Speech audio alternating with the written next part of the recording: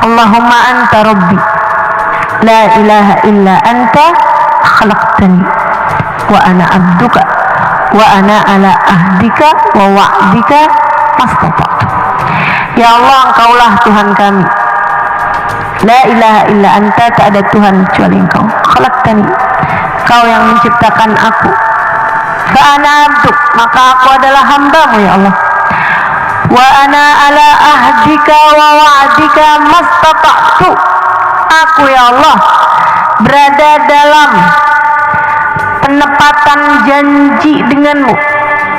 Aku ya Allah berada dalam perintah yang akan aku taati, mastata'tu, sekemampuanku ya Allah. Abu'u laka bi ni'matika alayya, ya Allah, Engkau datang dengan bertubi-tubi kenikmatan dari-Mu. Wa abu'u bi dzambi, tapi aku lagi-lagi datang padamu dengan membawa dosa. Faghfirli, ampuni aku ya Allah. Fa innahu la yaghfirud dzunuba illa anta, sungguhnya tak ada yang dapat mengampuni dosa kecuali Engkau. Istighfarnya Nabi besar Muhammad sallallahu alaihi wasallam mengingatkan kita bahwa kita adalah hambanya Allah dan bahwa Allah subhanahu wa ta'ala adalah Tuhan kita. Kamu hidup dari Allah dan untuk Allah. Kamu hidup dari Allah dan akan kembali kepada Allah. Maka jangan pernah lupa tujuan ini. Jangan pernah lupa tujuan hidupmu. Kamu hidup dari Allah dan untuk Allah. Inna lillahi wa inna ilaihi raji'un. Kita semua milik Allah dan hanya kepada Allah lah kita kembali. Yang selalu kita baca dalam tiap sholat kita, ikrar, sumpah, janji, sebuah ucapan yang menjadi prinsip kehidupan kita. Kita ulang-ulangi tiap 5 waktu sholat kita. Inna salati wa nusuki wa mahyaya wa mamati lillahi rabbil alamin. Sesungguhnya salatku ini, bukan hanya salat ini aja sih, wa nusuki, seluruh ibadahku, bahkan bukan cuman yang ibadah aja, mahyaya, hidupku semuanya. Aku makan, aku bangun, aku keluar rumah, aku pulang lagi ke rumah, aku nikah, aku punya anak, aku mengurusi suamiku, aku mengurusi anak-anakku, membesarkan mereka, aku belajar, aku menghafal, aku beli barang, aku pakai baju, aku semuanya nih mahyaya, kehidupan saya, wa mamati, bahkan mati aku pun. Semua ini dari sholat saya, seluruh ibadah saya, hidup mati saya, lillahi rabbil alamin, hanya untuk Engkau ya Allah, Tuhan semesta alam. Dek, kamu hidup buat Allah. Kamu jangan berpikir bahwa saya belajar di pondok pesantren untuk membahagiakan orang tua saya, menggembirakan, meninggikan derajat orang tua saya. Bukan urusanmu. Yang bisa bikin orang bahagia itu adalah Allah. Yang bisa bikin orang mulia adalah Allah. Kamu belajar di pondok pesantren, belajarnya cukup satu aja niatnya, karena Allah. Karena Allah.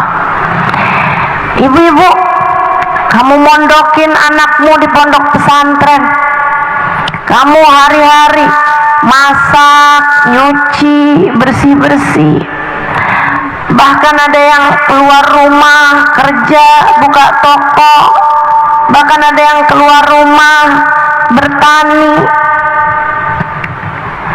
Bu, bukan cuman buat nyari duit, bukan cuman buat bisa makan. Enggak Bu, itu bukan tugasmu. Huwa yut'imuni wa yasqin. Allah satu yang ngasih makan hamba-hambanya. Allah satu yang ngasih minum hamba-hambanya. Jangan lupa, jangan sok-sokan. Kamu gak bisa ngasih rezeki kepada anak-anakmu, kamu gak bisa ngasih rezeki kepada orang tuamu. Allah satu, huwar razzaq dzul quwwatil matin. Allah satu sang pemberi rezeki, dialah satu pemilik kekuatan sejati. A'udzu billahi minasyaitonir rajim.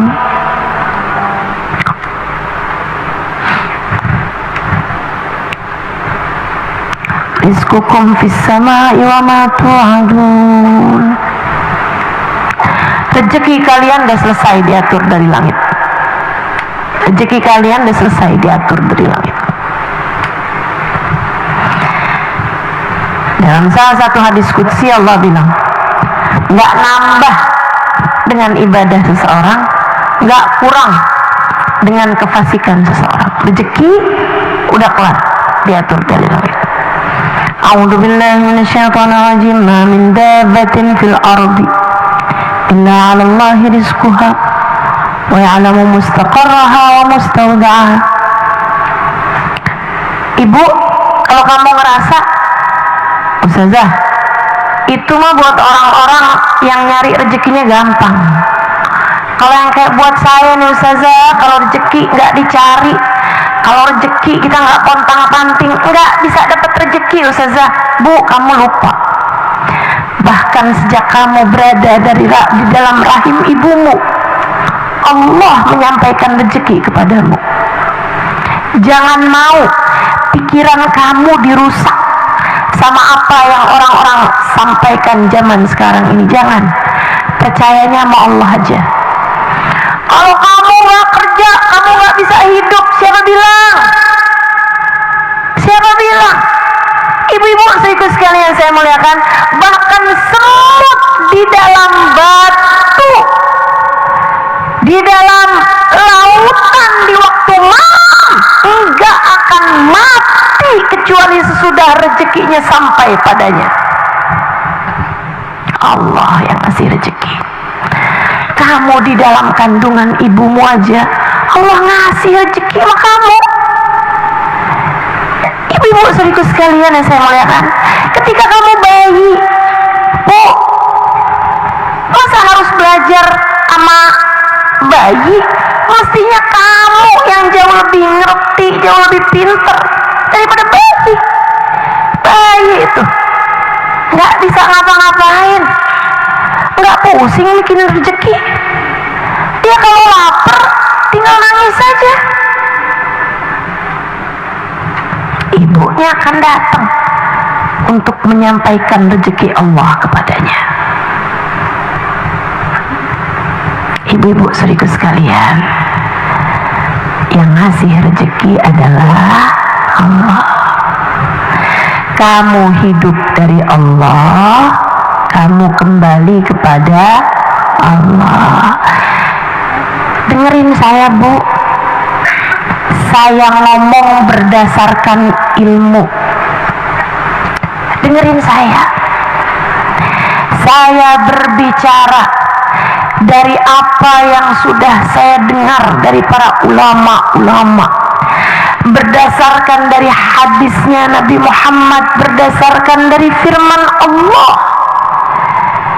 yang turun untuk mendidik hati, yang turun untuk mendidik pikiran, yang turun untuk mendidik kehidupan.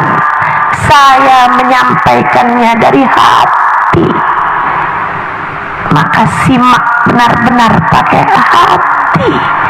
Kamu hidup dari Allah, dan kamu ketika mati hanya akan kembali kepada Allah.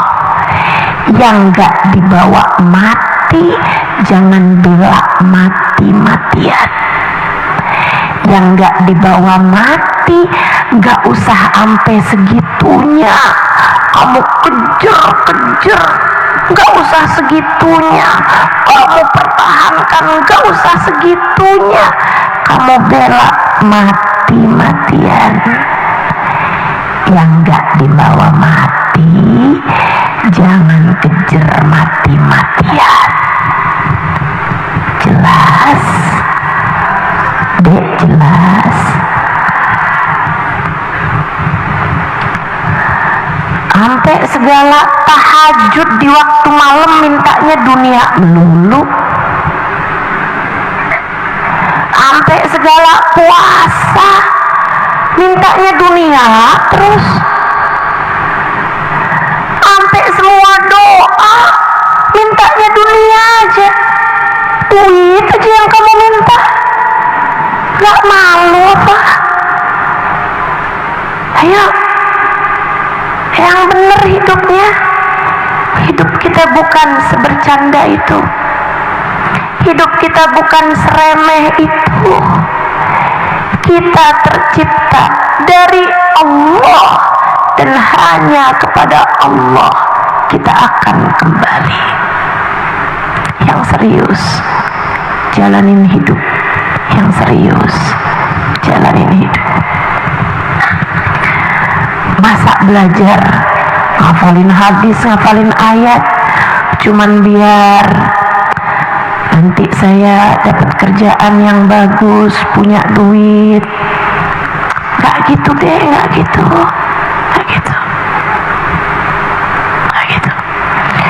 Ibu-ibu masak ini itu capek-capek sampai bilang kerjaan kenapa sepanjang jalan, gak ada habis-habisnya. Kalau ditanya tujuannya apa, biar suami gak kawin lagi, Ustazah. Ayolah, kamu hidup bukan buat suamimu, kamu hidup bukan buat anakmu, kamu hidup bukan buat orang tuamu, kamu hidup buat Allah Jalla Jalaluhu wa ta'ala ta'zamatuh. Kalau datang ajal menjemputmu, tidak suami, tidak anak, tidak orang tua, semua akan kamu tinggalkan. Apalagi cuman sekedar kalung, gelang, handphone, rumah, mobil, semua gak akan ada yang kamu bawa, Bu. Gak ada yang akan kamu bawa, Dek. Semuanya akan kamu tinggalkan begitu saja. Gak ada. Kamu hanya akan kembali kepadanya. Bayangkan betapa sia-sianya jika semua waktumu, semua tenagamu, bahkan semua rasa cintamu hanya untuk urusan yang akan kamu tinggalkan begitu kamu masuk dalam kuburan. Kalau semua yang kamu lakukan dunia hanya untuk dunia, maka bekal mana yang akan kamu bawa masuk dalam kuburmu? Kalau semua yang kamu inginkan di dunia adalah untuk dunia, lantas apa yang akan kamu bawa masuk dalam alam kuburmu? Dan Bu, Kak, Dek, Nak, gak ada yang mikirin bekalan untukmu selain dirimu sendiri. Gak ada yang bisa berbekal untuk kamu kecuali kamu sendiri. Gak ada pahala lain yang bisa kamu bawa masuk dalam kuburmu kecuali pahalamu. Sebagaimana yang akan kamu bawa masuk ke dalam alam kuburmu dari dosa adalah dosamu sendiri.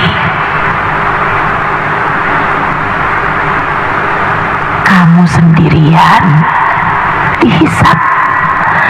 Kamu sendirian yang bakal ditanya sama malaikat. Maka hidupmu lillahi ta'ala, hanya untuk Allah subhanahu wa ta'ala. Carilah keribuannya, carilah cintanya, carilah kasih sayangnya. Kejar ridha Allah, kejar cinta Allah, kejar kasih sayang Allah. Kamu gak punya kesempatannya selain saat sekarang, saat hidupmu di atas muka bumi ini. Kamu gak bisa, dah saya mau tahajud di malam pertama saya masuk dalam kuburan. Gak bisa, gak bisa. Ntar saya mau sedekah, kapan? Ya kira-kira seminggu pertama lah di dalam kuburan. Bisa begitu? Nggak bisa. Semua yang akan kamu bawa dalam kubur, ridha Allah, kasih sayang Allah, kamu persiapkan di masa hidupmu yang entah sisa berapa lagi ini. Maka nggak usah segitunya mak jabatan, gak usah segitunya sama uang, gak usah segitunya sama cinta manusia. Kejar yang semestinya dikejar, Allah subhanahu wa ta'ala. Tapi saya kasih tahu nih, rahmatnya Allah itu tinggi. Saya kasih tahu, wa rahmatullahi qaribun minal muhsinin. Rahmat Allah itu dekatnya buat hamba-hamba yang baik-baik. Rahmatullah qaribun minal muhsinin. Rahmat Allah itu dekatnya buat orang yang sudah mencapai derajat ihsan. Apa itu derajat ihsan?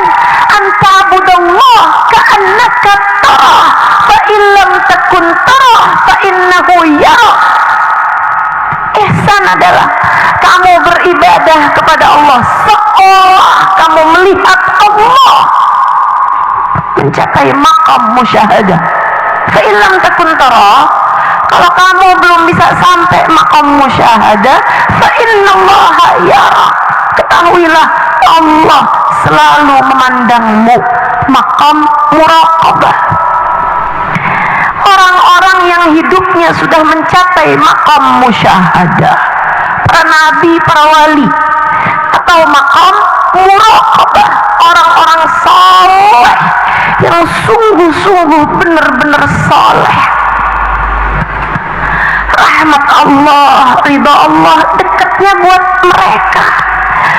Buat saya yang masih punya banyak dosa, buat kamu yang kayaknya kurang lebih sama saya, Bu, Kak, Dek, Nak, ridha Allah, kasih sayang Allah masih rada jauh buat kita.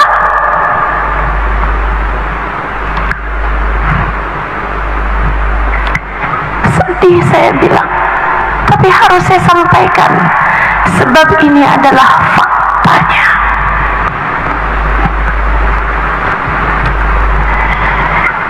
Ini adalah faktanya.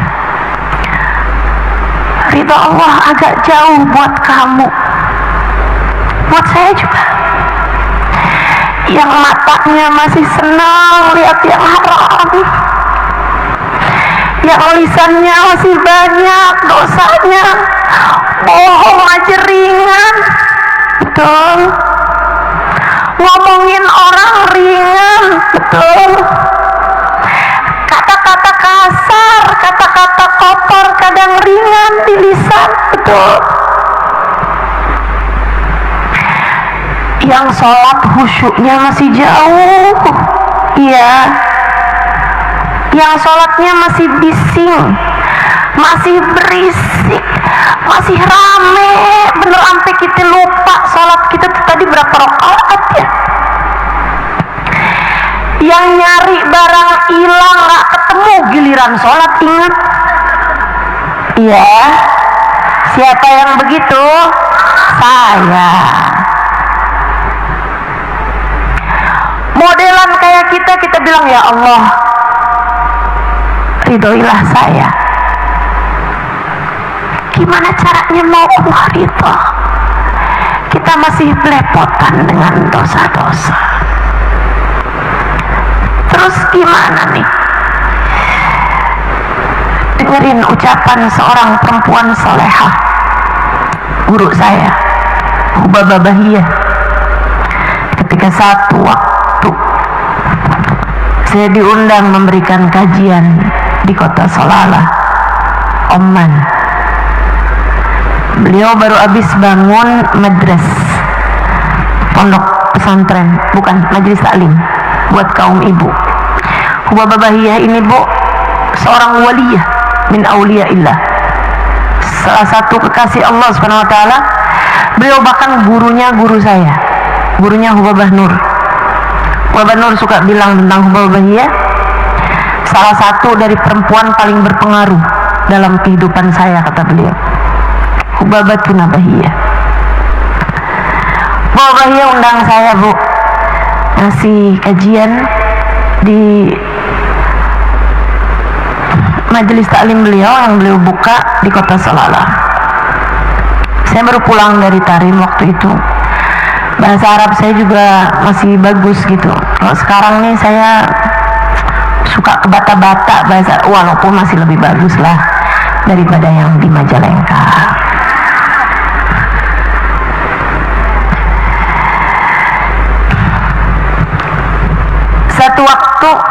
Satu hari saya menyampaikan, tiap hari ganti-ganti pelajarannya.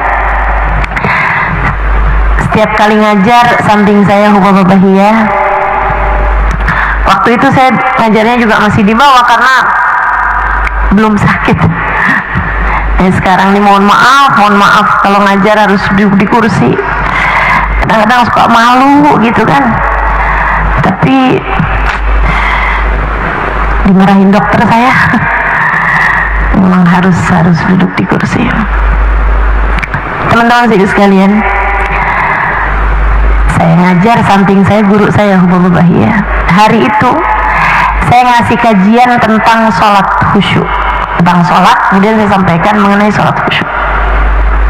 Ceritalah saya tentang sholatnya orang-orang yang khusyuk-khusyuk. Ada Sayyidina Abu Bakar Sakran yang kalau sholat pernah dioperasi harus minum khamr, zaman itu belum ada bius. Beliau minta dioperasi dalam keadaan sholat saja. Jadi kalau sholat setara dibius, nggak sadar apa-apa, nggak ngerasain apa-apa dari khusyuknya mengerjakan sholat. Saya cerita tentang sholatnya Sayyidina Ali Zainal Abidin ibn Husain bin Fatimah bintun Nabi Sallallahu Alaihi Wasallam, cicitnya Nabi Muhammad Sallallahu Alaihi Wasallam, yang sholat rumahnya kebakaran, hangus. Beliau tidak keluar dari sholatnya karena nggak sadar rumahnya kebakaran. Habis selesai sholat ditanya, kenapa engkau nggak keluar, kamu udah teriak-teriak? Beliau bilang, an-narul kubro, di depan saya ada api yang jauh lebih besar sehingga api yang kecil ini nggak kelihatan sama saya. Saya lagi cerita tentang sholat khusyuknya hamba-hamba Allah, mic saya direbut sama Hubabah Bahiyah. Guru saya, Bu, bebas. Kalau sekarang ada yang rebut mic saya pertahankan. Teman-teman sekalian, beliau bilang, "Musykilah ya Halimah, musykilah." Enggak gitu Halimah, enggak gitu. Bawa baik bilang begitu. Kayak yang enggak gitu cara mainnya, nak, enggak gitu. Peraturannya enggak gitu. Saya tanya sama beliau pegang mic nih sekarang, maksudnya gimana Bapak? Haula salatuhum hum. Atau Bapak ya, mereka tuh mereka, ketinggian kamu bahasnya. Sholat mereka itu adalah sholat mereka, nggak bakalan pernah jadi sholatnya kita. Kamu jangan ngarep satu hari sholat rumah kamu kebakaran kamu nggak berasa.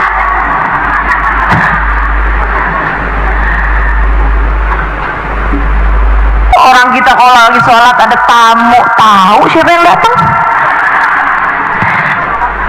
Tamunya bilang saya datang ke sini mau ngundang. Kita langsung mikir anak dia yang mana yang mau kawin. Udah langsung apal semua, pikiran udah panjang. Bahkan kadang-kadang kita udah panjangan, tak kondangan pakai baju yang mana. Begitu. Kata Bapak ya ula. Mereka itu adalah mereka Halimah. Sholat mereka nggak akan pernah jadi sholat kita. Kita nggak bakalan bisa menggapai ridha Allah lewat sholat kita. Kita nggak bakalan pantas masuk surga Allah lewat jalur sholat. Sholatnya di mana, kitanya di mana? Jauhan. Kita akan tetap sholat. Sholat adalah kewajiban. Gak boleh nggak sholat, gak boleh. Sholat adalah kewajiban antara kita dengan Allah SWT. Urusan sholat itu adalah harga mati buat kita. Teman-teman sekalian, tapi berharap kita mencapai ridha Allah, berharap kita meraih rahmat Allah dari sholat kita, kejauhan. Saya bahkan ingat ucapan guru saya yang lain. Ibu, saya Allah muliakan dengan punya guru-guru luar biasa. Takut sampai saya ngeri nggak jadi murid yang pantas buat mereka. Guru saya yang lain Sayyidil Habib Zain bin Smith Madinah. Kita doakan semoga Allah SWT sehatkan, panjangkan umurnya. Penulis kitab At-Taqrirat As-Sadidah, penulis kitab Hadis Jibril, penulis banyak kitab sampai di masa sekarang. Seorang yang sudah melahirkan ulama-ulama di berbagai macam negara. Guru saya Bu Habib Zain bin Smith, semoga saya diakui sebagai muridnya insyaallah. Habib Zain bilang, salatuna tahtaj ila istighfar. Salat kita ini tingkatannya, meskipun saya rasa bukan salat beliau sih itu, salat kami murid-muridnya, salat kita nih jamaahnya, salat kita nih umat nabinya, beliau sendiri. Saya jadi saksi betapa khusyuknya beliau dalam salat. Beliau bilang, salatuna tahtaj ila istighfar. Salat kita ini pantasnya bukan dapat pahala, tapi dimintain ampun sama Allah. Bener banget. Kita kalau habis selesai salat, itu pantasnya bukan bilang, ya Allah berikanlah pahala atas salat saya. Enggak. Saya merasa saya kalau habis selesai sholat pantasnya bilang, ya Allah ampun ya Allah, sholat berantakan begini, maafin ya Allah, maafin. Kita kayaknya nggak perlu minta maaf. Kita kayaknya nggak hanya perlu minta maaf dari dosa kita, tapi kita juga kayaknya perlu minta ampun sama Allah atas sholat kita, karena masih begitu berantakan ibadah kita. Masih perlu kita mintakan ampun kepada Allah. Saya kemudian balik bertanya kepada Hubabah, ya Hubabah, Kalau emang kita nih kejauhan mau masuk surga lewat pintu sholat, lewat pintu ibadah, kalau memang kita nih masih kejauhan nyari ridha Allah, rahmatnya Allah lewat pintu ibadah kita kepadanya, lantas semestinya kita masuk mencari, mengejar ridha Allah lewat pintu yang mana? Pintu apa nih yang bisa kita cari? Hubab Bahiyah senyum, kemudian bilang, ucapan arifah billah, dengerin. Kalau ucapan-ucapan yang lain tuh Bu tuh yang bilang pakai krim ini bikin wajah kamu glowing, cara diet paling tepat, pakai jendela makan. Bu, bisa bener, bisa salah, kan begitu? Ucapan-ucapan orang dunia kamu nggak amalin, kamu nggak praktekin, nggak apa-apa. Bahkan mereka suka berganti-ganti teori kok. Nggak sampai segitunya, ibu-ibu sekalian. Tapi ucapan yang akan saya sampaikan ini pegang terus, masukkan dalam hati, kunci. Jangan pernah mau keluar lagi dari hatimu, jadi bekal sepanjang hidupmu yang semuanya akan berakhir dengan kematian. Hubab Bahiyah lagi ngasih kepada saya teori kehidupan, simak baik-baik. Beliau mengatakan, ma'ana nabi ya khair nabi. Alhamdulillah kita punya nabi seindah-indah nabi. Wasilatuna ilallah al-habibil mukarrab. Kita punya nabi, jalan kita menuju Allah, wasilah kita kepada Allah, perantara antara kita dengan Allah Subhanahu wa taala. Alhamdulillah kita punya Nabi Muhammad. Saya nggak punya cukup sholat khusyuk untuk saya bawa menuju Allah. Saya nggak punya cukup banyak sedekah untuk saya haturkan kepada Allah. Saya nggak punya cukup ibadah untuk saya hadirkan kepada Allah. Tidak zikir, tidak bacaan Quran, tidak salat sunnah. Saya tidak punya cukup banyak amal soleh untuk saya bawa kepada Allah. Tapi saya punya Nabi Muhammad. Kamu juga begitu. Kamu juga begitu. Saya tahu kamu juga begitu. Kamu gak punya cukup amal ibadah untuk kamu bawa kepada Allah. Kamu gak punya cukup banyak zikir Quran. Siapa di antara kita yang tiap malam baca 10 juz Al-Quran? Siapa di antara kita? 1 juz saja enggak kayaknya. Kalau ada juz yang kita lakukan adalah juz mangga, juz alpukat. Ya Allah, ya Allah. Tapi kita punya Nabi Muhammad. Kita punya Nabi Muhammad. Ma'ana Nabi akhir Nabi, kata Hubab Bahiyah. Kita punya Nabi seindah-indah Nabi. Alhamdulillah. Alhamdulillah. Habib Umar kan bilangnya gitu. Alhamdulillahilladzi hadana Abdihil Mukhtari man da'ana.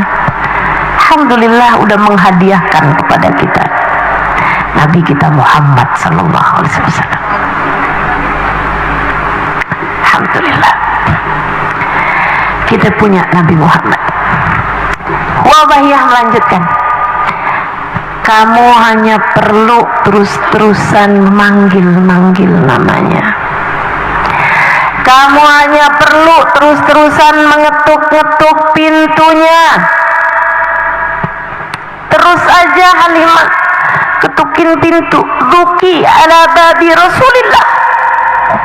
Terus ketuk-ketuk pintu Nabi Muhammad SAW.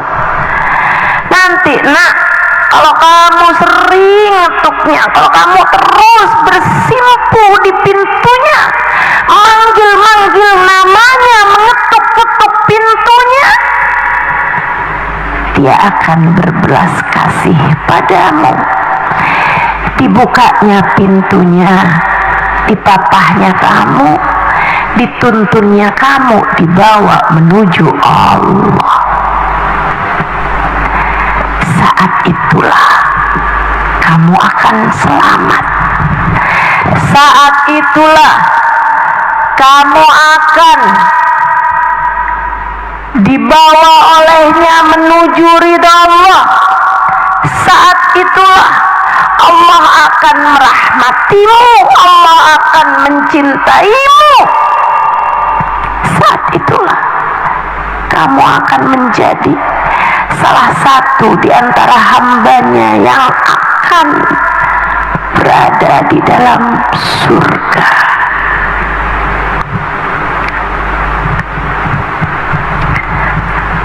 Saya pembelajar yang baik, walaupun belum tentu jadi ustadzah yang baik. Doakan mudah-mudahan pembelajar yang baik, pemberi pelajaran yang baik juga, amin. Saya tanya sama beliau, karena kalau pembelajar yang baik tuh jangan sisakan celah untuk keraguan. Adik-adik kalau belajar, kalau ragu-ragu tanya, kalau bingung-bingung tanya. Saya tanya sama Hubabah, ya, saya bilang, Hubabah, kaifa adukku ala babi Rasulillah, kaifa unadi. Hubabah, gimana caranya saya mengetuk-ngetuk pintunya Nabi? Gimana caranya saya panggil-panggil Nabi Muhammad? Hubabah ya senyum lagi, karena nggak jelas nih buat saya, apa pakai sholawat, apa pakai jalan dakwah, apa menjadi umatnya yang bermanfaat, apa nih, mana cara yang paling cepatnya, mana cara yang paling oke gitu, paling benernya tuh apa gitu. Hubabah Bahia bilang, Halimah, cintai Nabi sebisamu mencintai seseorang. Sebisa kamu, semampu kamu cinta sama orang, jadikanlah orang itu adalah Nabi Muhammad. Karena cinta tuh ada levelnya. Kamu kuatnya makan pedas kan, aja makan pedas aja pakai level. Betul begitu kan ya? Cabai 1, cabai 2, kamu beli rujak aja pakai ditanyain mau sepedas apa gitu kan. Ibu-ibu kalau beli nasi goreng kan tanyain sedang, pedas, apa nggak pedas kan gitu ya. Semua ada levelnya bu. Apalagi cinta, waduh levelnya banyak banget itu. Kayaknya nggak cuma 100 level itu, 1000 level, entah berapa level.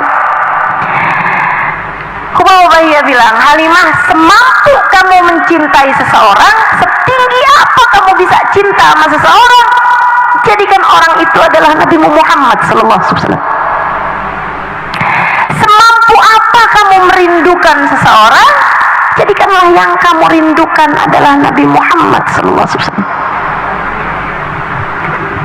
Tiap kali hatimu sedang merasa cinta padanya, tiap kali hatimu sedang merasa rindu kepada Nabi Muhammad,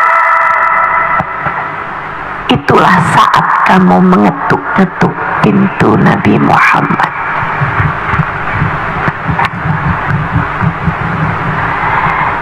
Saya jadi mikir, karena saya emang kerjanya tukang mikir.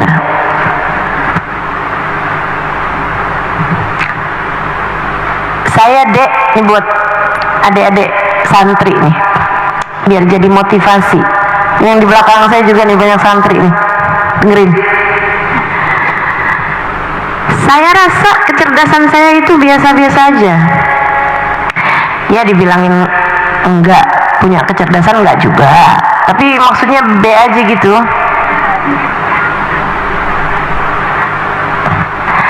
Ini kan adik-adik sekarang kan banyak yang pada pengen biar bisa jadi ustazah, dan banyak gitu. Saya pernah dikasih tahu sama seorang guru ngajar TK. Dia bilang, saya lagi tanya, saya minta anak-anak buat nulis, TK apa SD gitu ya, minta nulis cita-cita. Ada yang jawab, jadi Ustazah Halimah. Ini saya kasih tahu nih sekarang buat adik-adik yang punya cita-cita pengen jadi ustazah gitu ya. Saya nggak punya kecerdasan banyak, biasa aja. Saya juga nggak punya kemampuan menghafal banyak, enggak. Tapi saya suka mikir.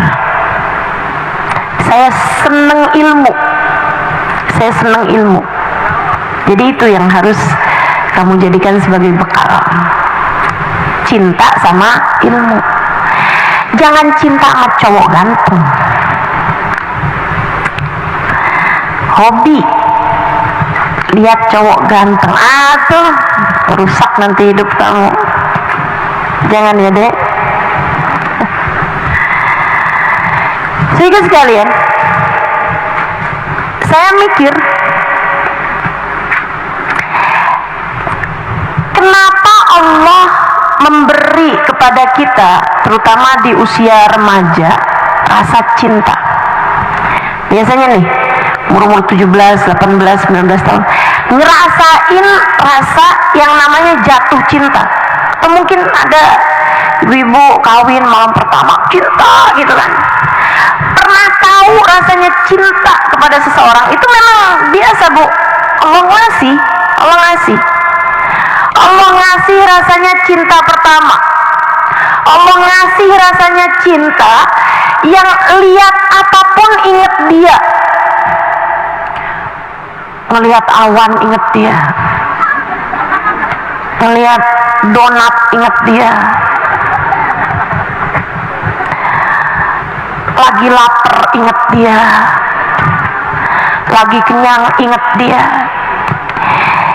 Sampai kamu ngerasain rasa cinta yang sebelum tidur ingat dia, bangun tidur ingat dia. Pernah nggak rasain? Pernah? Nah tuh, saya mikir, kenapa Allah dalam hidup mengenalkan kepada kita rasa cinta yang kayak begitu gitu?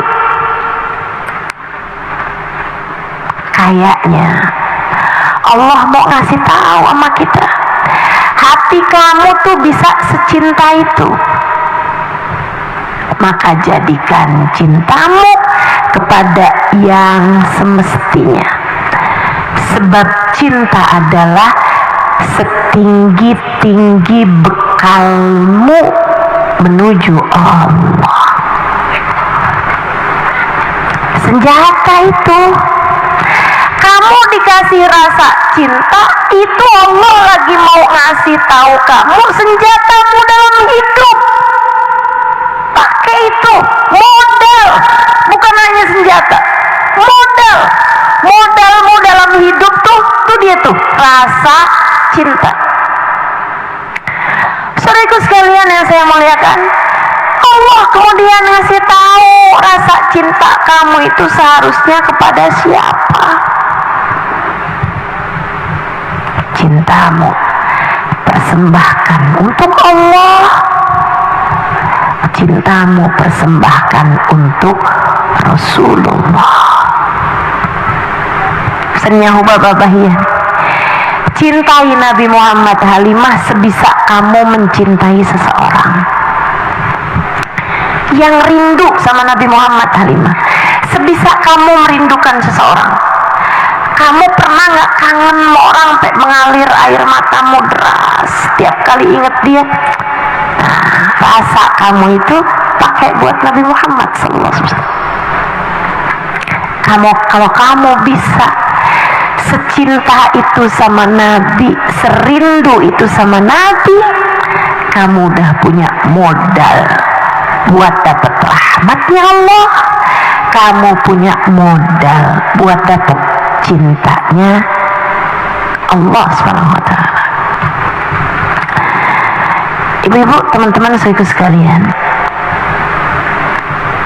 bermodalkan cinta, bermodalkan cinta.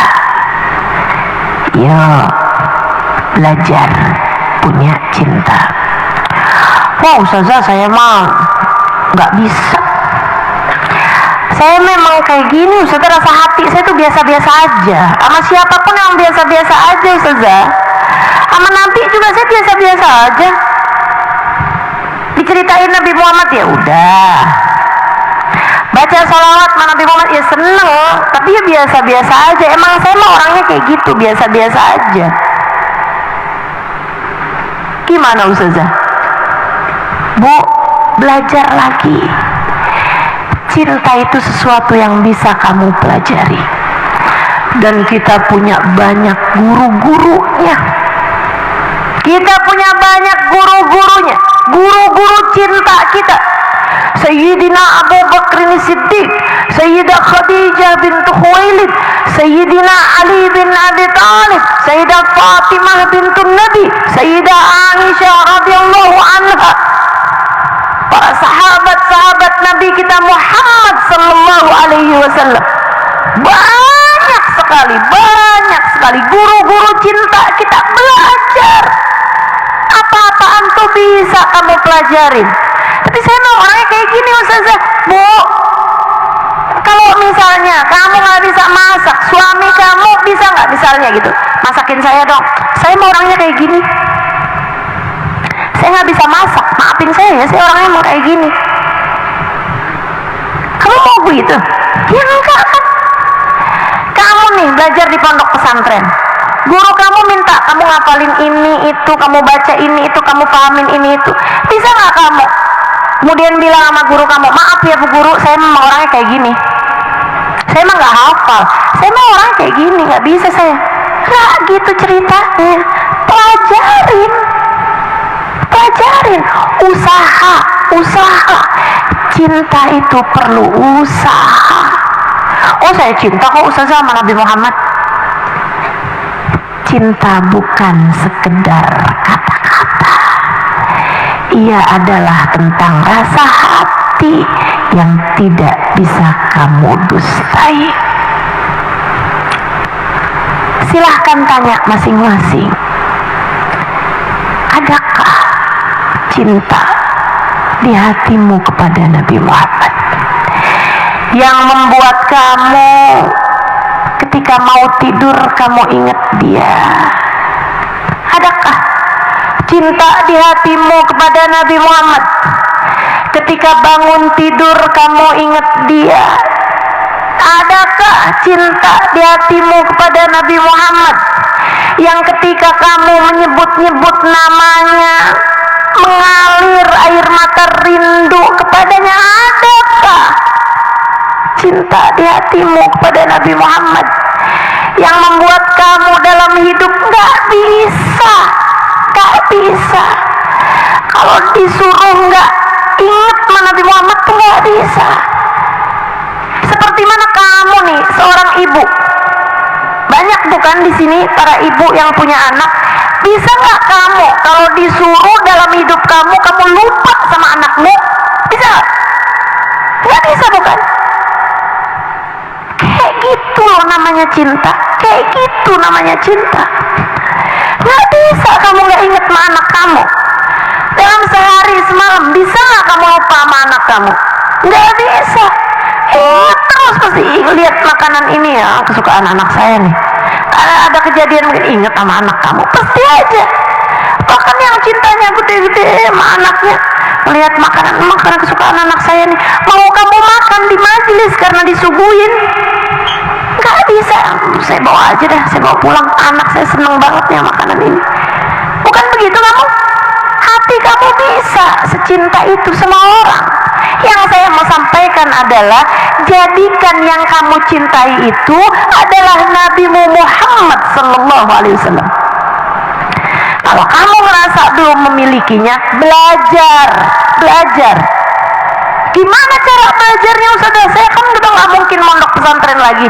Bu, sekarang itu belajar semudah membalik telapak tangan. Handphone kamu tuh rata-rata udah bisa ada YouTube-nya. Betul begitu? Ada TikTok-nya, ada Instagram-nya lah, Bu. Yang didengerin jangan lagu dangdut mulu.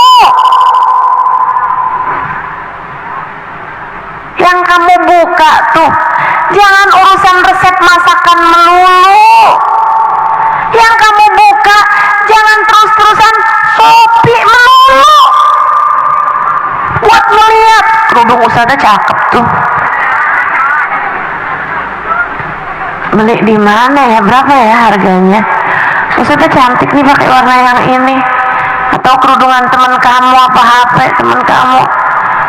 Ya Allah, sampai keranjangnya 99.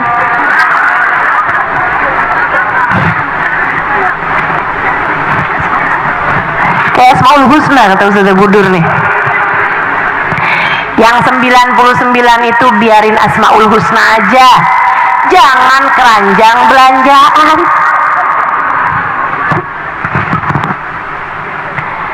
Ayolah, belajar. Agar kalau datang waktunya, ketika ajal datang menjemputmu, kamu sudah bawa bekalnya. Kan kamu gak bisa bawa bekal sholat, kan gak pantas. Sholat kita masih berantakan. Kan kamu gak bisa bawa masuk dalam kuburan, bawa sedekah kamu seberapa? Bukankah kamu bilang kamu gak bisa pulang bawa zikir, bawa Quran kamu gak seberapa, zikir kamu gak seberapa. Maka yang pasti aja pulang bawa Nabi Muhammad. Yang pasti aja bawa masuk ke dalam alam kuburmu Nabi Muhammad sallallahu alaihi wasallam yang kamu cintai sepenuh hatimu. Yang kamu cintai sepenuh hatimu. Maka kamu bisa bawa pulang hadisnya Nabi Muhammad sallallahu alaihi wasallam, al-mar'u ma'aman ahab. Seseorang di akhirat nanti bakal dikumpulkan dengan yang dia cintai. Bu, saya kasih tahu, yang di akhiratnya udah pasti selamat itu adalah Nabi Muhammad. Yang di akhirat gak bakal dikecilkan oleh Allah adalah Nabi besar Muhammad. Yang di akhiratnya sampai dalam kuburnya nih Bu nih, yang di masa sesudah kematian gak bakalan pernah disusahkan Allah adalah baginda Nabi besar Muhammad. A'udzu billahi minasyaitonir rajim.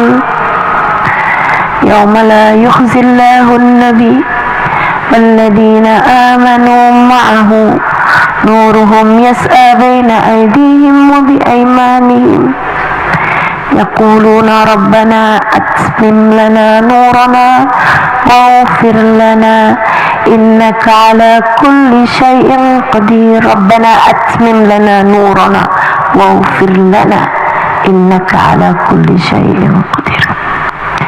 Yauma la yukhzillahu an-nabi walladzina amanu ma'ahu nuruhum yas'a baina aydihim wa bi aymanihim Kata Allah, di akhirat nanti Allah nggak akan pernah susahkan Nabi Muhammad. Nabi Muhammad aja ya Allah yang nggak akan disusahin. Nabi Muhammad aja ya Allah yang akan diselamatkan, nggak sampai ngerasakan panasnya neraka, nggak sampai susah-susah saat hisab, nggak pernah susah-susah di padang mahsyar. Nabi Muhammad aja ya Allah. Bukan hanya Nabi Muhammad, walladzina amanu ma'ahu, dan orang-orang beriman yang bersama dengan Nabi Muhammad. Beriman aja tapi di akhirat nggak bersama dengan Nabi Muhammad nggak bisa, nggak cukup. Kata Allah, aku berkehendak menyelamatkan Nabi Muhammad dan orang-orang beriman yang bersama dengan Nabi Muhammad. Yang bersama dengan Nabi Muhammad tuh gimana caranya?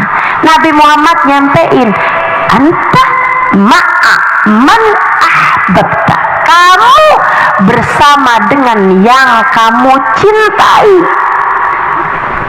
Man ahabbani, kata Nabi, kana ma'i fil jannah, siapa yang mencintaiku dia bersama denganku di surga. Maka kalau yang kamu cari adalah ma'iyah bin Nabi, kebersamaan dengan Nabi, jalannya adalah lewat jalan cinta. Sebab yang bersama, yang cinta akan bersama. Karenanya sering saya sampaikan, enggak harus cinta untuk bisa, enggak harus jumpa untuk bisa cinta. Tapi kalau mau bersama, kalau mau jumpa, harus ada cinta. Kamu kepengen barengan sama Nabi Muhammad di akhirat, kamu pengen ketemu sama Nabi Muhammad di akhirat, kamu pengen jumpa dengan Nabi Muhammad di akhirat, dan jumpa Nabi bersama dengan Nabi adalah keselamatan akhirat, maka syaratnya adalah cinta. Kalau kamu belum ngerasa punya, belajar cinta. Gimana Ustazah caranya belajar cinta nih Ustazah? Deketi para pecinta. Belajarlah dari para pecinta. Hadir di majelis-majelis pecinta. Hadiri majelis maulid, hadiri majelisnya para ulama yang memang punya rasa cinta kepada Nabi Muhammad. Dengerin, simak keterangan dari para pecinta Nabi Muhammad, biar hati kamu ketularan. Karena cinta itu rasa nggak bisa diberi pengetahuan. Rasa itu bukan ilmu yang basisnya adalah pengetahuan, melainkan rasa adalah ilmu yang basisnya ditularkan. Bu, sama dengan rasa-rasa yang lain, termasuk sakit itu ditularkan, ya kan begitu? Ibu-ibu saudara sekalian, bukan berarti ketika kamu dengerin tentang keterangan kemudian kamu jadi flu juga. Nah, ada keterangan tentang penyakit flu adalah begini. Oh, saya gara-gara dengerin nih, akhirnya saya jadi ketularan. Nggak bisa gitu. Rasa itu, Bu, ditularkan.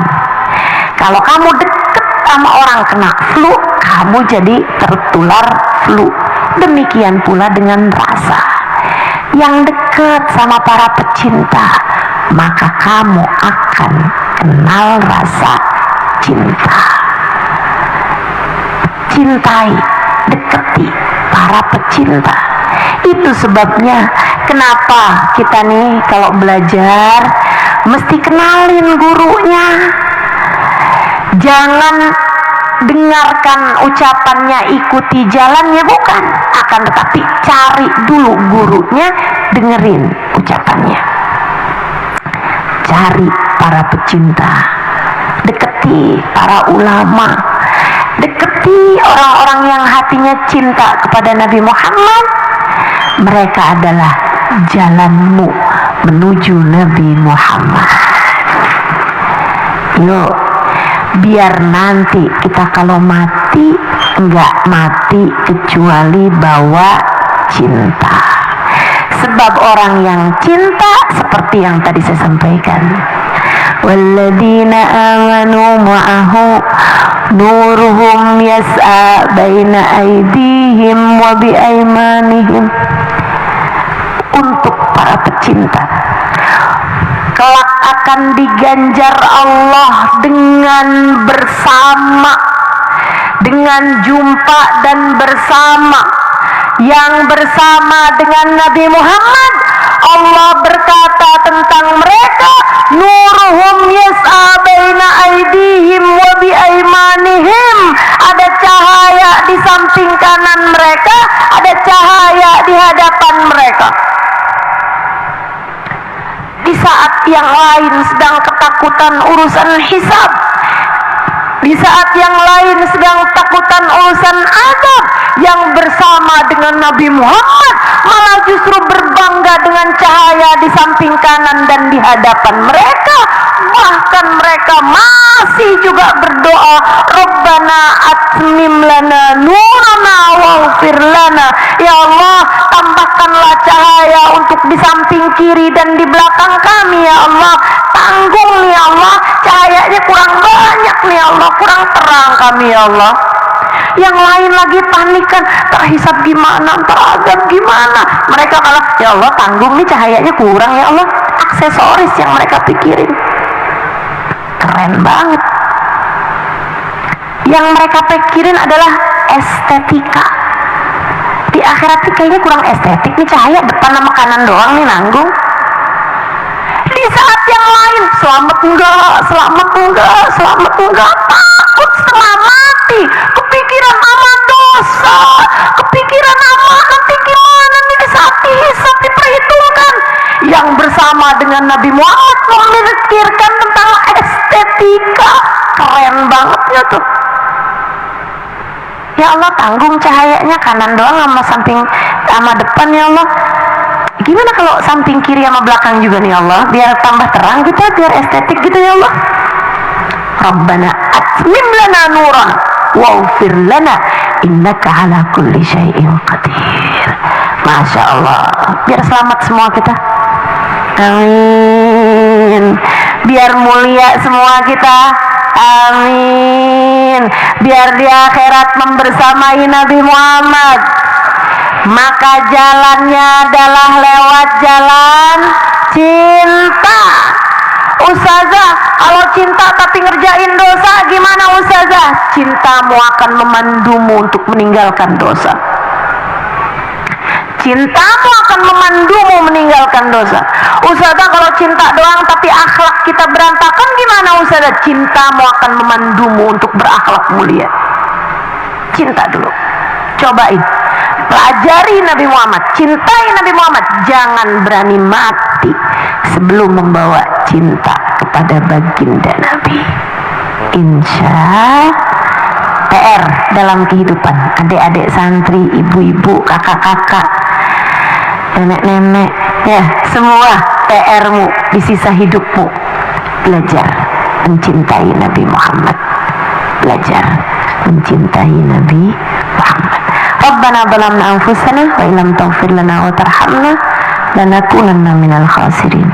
Rabbana atina fid dunya hasanah wa fil akhirati hasanah wa qina adzabannar.